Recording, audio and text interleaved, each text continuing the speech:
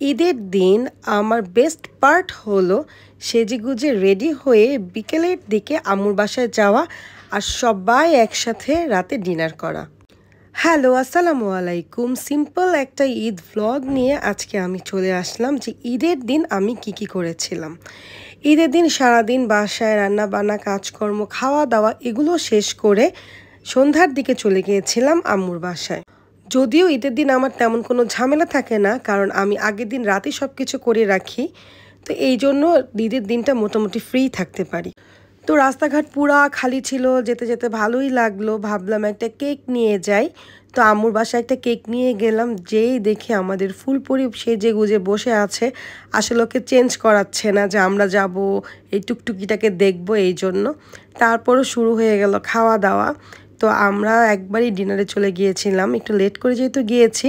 তো নাস্তা টাস্তা কিছুই বিকেলে আর করিনি, একবারে আমরা ডিনার করে ফেললাম। আম্মুর বাসায় এটাই মজা যে আমরা কখনো ডিনার করলে সবাই এক রুমে একদম ঠাসাঠাসি করে বসে করি। তো এখন কেক কাটার পালা। এই কেকটা আমি নিয়েছিলাম, আসলে এর চেয়ে বড় আর ভালো কেক আমি কোথাও পাইনি। তো এখন দেখেন বাচ্চারা কেক কাটছে, মানে কেক কাটাই কিন্তু বাচ্চাদের একটা মজা আলাদা। কেক খাওয়ার চেয়ে কেক কাটতেই বাচ্চারা বেশি ভালোবাসে। তো এখন সবগুলো বাচ্চা মিলে কেক কাটবে। আর তারপরে হচ্ছে এই যে আমার হাজব্যান্ড, সে মানে চেরি থাকলে কেকে সেটাই সে খাবেই, মানে এমন একটা অবস্থা। আর বাচ্চারা হচ্ছে সাইডে যে চকলেটসগুলো আছে এগুলো বাচ্চাদের কেক কাটলে খেতেই হবে। তো খাওয়া দাওয়ার পর্ব শেষে এখন সালামের পালা। তো আমাদের টুসি এখন সবাইকে সালাম করছে আর সবাই তাকে সালামি দিচ্ছে। সাকলাইন আর সামান্তা এবার অনেক সুন্দর করে বাচ্চাদের সালামি দিয়েছে, একদম কার্ড করে করে। এই জিনিসটা খুবই সুন্দর লেগেছে।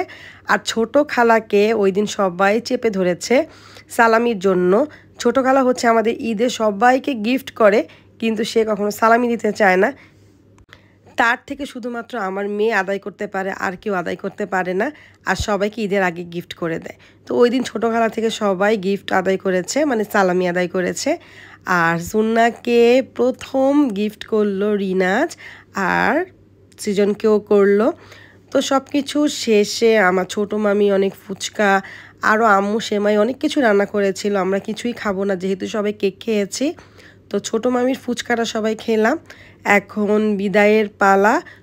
আর এখন দেখেন এরা ভাই বোন, এদের যে কি একটা বন্ডিং, মাশাল্লাহ এরকমই থাক। সব কিছু শেষ টেস করে আমার হাজব্যান্ড চলে গেল ওর ফ্রেন্ডের সাথে গল্প করতে, আর আমরা চলে আসলাম বাসায়। তো এভাবেই ঈদের দিনটা আমাদের অনেক সুন্দরভাবে কেটে গেল। সবাই একসাথে ছিলাম সারাদিন শ্বশুর বাড়িতে আর বিকেলের পর বাবার বাড়িতে। এটাই আসলে একটা ঈদের আনন্দ। এই যে দেখেন আমার ছেলে কি করতেছে, ওর দুষ্টামি আছেই, মানে ও ফ্রি থাকতে পারে না। আরেকটা বেস্ট পার্ট ছিল, সেটা হচ্ছে রাবিতা ভাবি। এই ভাবির সাথে আমার অনেক জীবনের সম্পর্ক।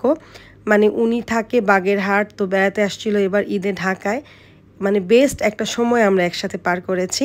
তো এই ছিল আমার ঈদ ব্লগ। সবাই ভালো থাকবেন। আসসালামু আলাইকুম।